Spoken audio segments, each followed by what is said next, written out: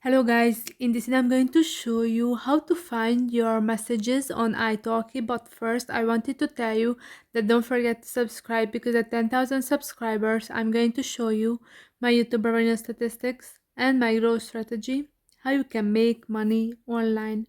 So first open the app, and when you are talking with a teacher or with a tutor regarding your lessons, then you should find your messages. If you click on the top right corner to that message icon, and here you should see your messages so you can communicate with teachers about language learning.